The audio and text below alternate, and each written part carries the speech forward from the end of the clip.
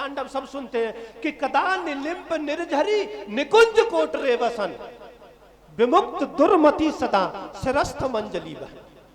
हे भगवान, हे भोलेनाथ, मेरे जीवन में ऐसा कौन सा अवसर आएगा, मेरे जीवन में ऐसा कौन सा समय आएगा कि मैं गंगा जी के पावन कोटर निकुंजों में बैठ करके तुम्हारी साधना करूंगा और दोनों अंजलि हाथ जोड़ करके मस्तक पर रख करके तुम्हारी साधना करूंगा। हे भोलेनाथ, ऐसा मेरे जीवन में कब अवसर आएगा?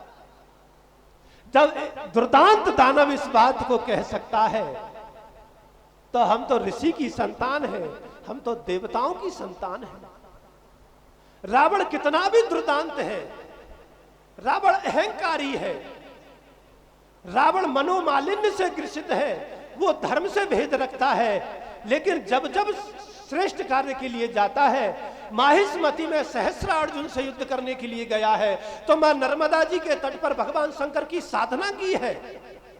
रावण ने ब्राह्मणों को बुला करके स्वस्ति वाचन कराया है, कामधेनु की परिक्रमा कर करके युद्ध के लिए गया है। तो जो भगवान शंकर के गण हैं वो आताताई तो हो सकते हैं, लेकिन वो भगवान शंकर के ही गण हो सकते हैं। तो आप सब जानते हैं कि रावण कितना दुर्दांतकारी था। रावण अधर्मी था, वो अधर्म का ही आचरण करता था।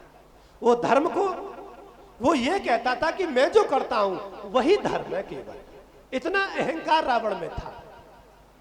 विभीषण भगवान को मानते थे।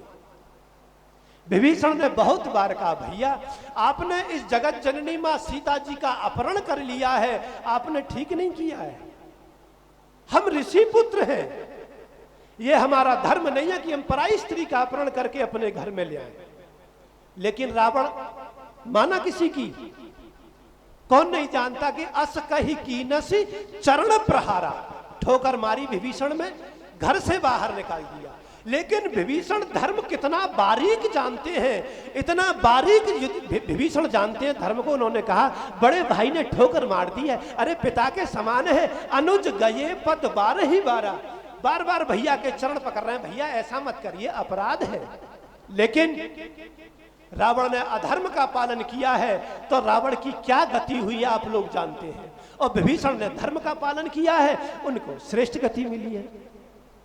यदि आप महाभारत में विचार करें तो दुर्योधन से विदुर जी महाराज कह रहे हैं, अरे विदुर जी कह रहे हैं दुर्योधन से, अरे दुर्योधन बेटा, ये पांचों पांडव बड़े शीलवान हैं, बड़े गुणवान हैं, बड़े धैर्यवान हैं, वीर्यवान हैं, बलवान हैं, भैया इनसे रागत द्वेष मत करो, ये तुम्हारे बड़े भाई हैं।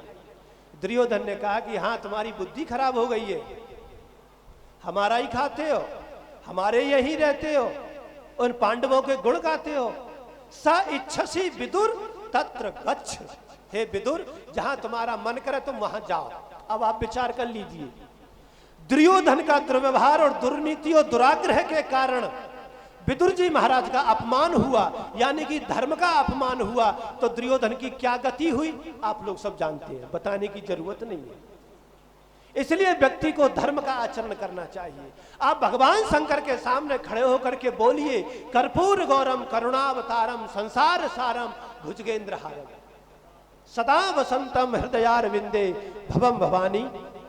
आपको सबको श्लोक याद है, सबको अर्थ भी याद है, व्यास जी महाराज भी करा देंगे। लेकिन ऐसा मत करिए जैसे कुछ लोग होते हैं, भगवान को देखते रहते हैं और कहते हैं कि त्वमेव माता च पिता त्वमेव, फिर पीछे को दृष्टि डालते हैं, त्वमेव बंधुश्च सखा त्वमेव, फिर भगवान को देख करके कहते हैं त्वमेव विद्या द्रवणम त्वमेव, फिर पीछे देखते हैं त्वमेव सर्वम मम देव देव। सला पीछे क्या देख रहे हैं वो अपनी चप्पल देख रहे हैं, कोई ले ना जाए।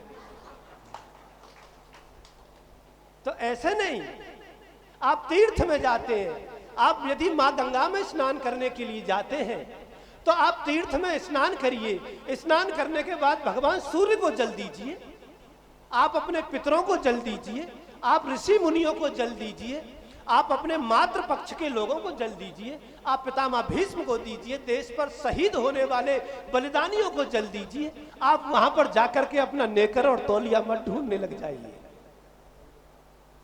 ये पुण्य के क्षेत्र हैं, वहां पर जाकर के बोइए। आप पुण्य भूमि में जाकर के बोएंगे तो बहुत सुंदर काटेंगे। जैसा बोया है ऐसा ही काटना पड़ता है। कांटे बोए हैं तो कांटे काटो तुम, और अंधे होकर और रेवड़ी बांटो तुम। इसलिए अपने जीवन में अच्छा कार्य करना चाहिए। धैर्यशाली बनिए, अपने धैर्य को मत खोइए।